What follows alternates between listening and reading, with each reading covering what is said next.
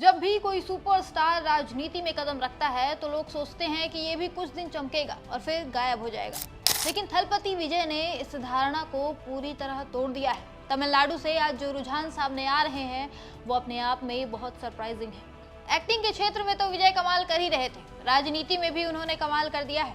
तमिलनाडु में विजय ने फरवरी 2024 में अपनी राजनीतिक पार्टी लॉन्च की थी। नाम रखा तमिलगा वेट्री कजगा। टीवीके शिक्षा, युवा सशक्तिकरण और भ्रष्टाचार मुक्त तमिलनाडु बनाने का वादा किया।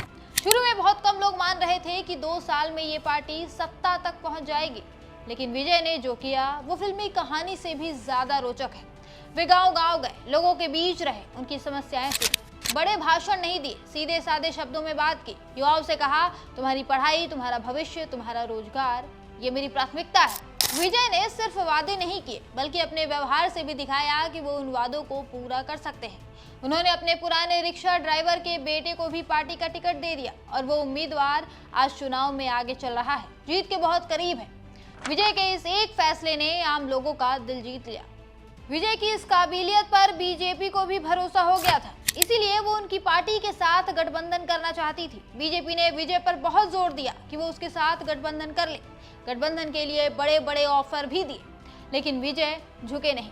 उन्होंने साफ कहा, मैं किसी की शाखा नहीं बनूंगा, मैं अपनी राह पर चलूंगा। और 2026 के विधानसभा चुनाव की तैयारियों में सीधे जुट गए। उन्होंने सभी 234 सीटों पर अपने प्रत्याशी उतार दिए और अब चुनाव के रुझानों में टीवीके राज्य की सबसे बड़ी पार्टी बनती दिख रही है। पार्टी 100 से ज्यादा सीटों पर बढ़त बनाए हुए है, जबकि सत्ताधारी डीएमके तीसरे नंबर पर नजर आ रही है।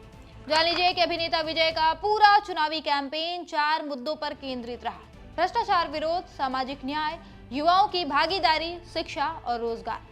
उन्होंने तमिलनाडु की जनता को विश्वास दिलाया कि अगर उनकी पार्टी सत्ता में आती है तो वो इन सभी मुद्दों पर काम करेगी। और आज के रुझानों को देखकर लग रहा है कि जनता ने विजय की बातों पर यकीन किया है, उनके वादों पर यकीन किया है।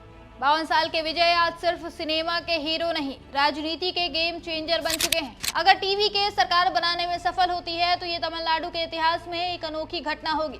सिर्फ 2 साल की तैयारी में एक नई पार्टी सत्ता तक पहुंच जाए, ये किसी चमत्कार से कम नहीं है। ताजा खबर ये भी आ रही है कि विजय कांग्रेस के साथ गठबंधन की सरकार बनाना चाहते हैं। वे पहले भी कह चुके हैं कि उन्हें राहुल गांधी पसंद है और विजय के पिता ने अब इस बात की पुष्टि कर दी है।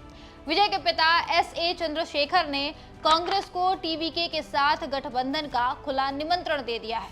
उन्होंने कहा कि कांग्रेस ने अन्य दलों को समर्थन देकर अपनी राजनीतिक ताकत कमजोर कर ली है और अब उनके सामने खुद को मजबूत करने का अच्छा मौका है। सूत्रों के हवाले से खबर ये भी चलाई जा रही है कि कांग्रेस भी टीवीके के साथ गठबंधन की इच्छुक है।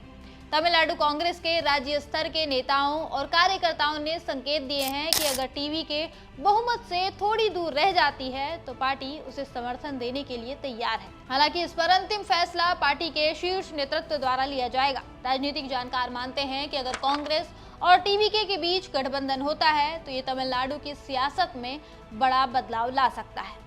अब देखना यह है कि सत्ता में आकर विजय अपने वादों को कितना पूरा करते हैं और कांग्रेस के साथ गठबंधन पर क्या फैसला लेते हैं।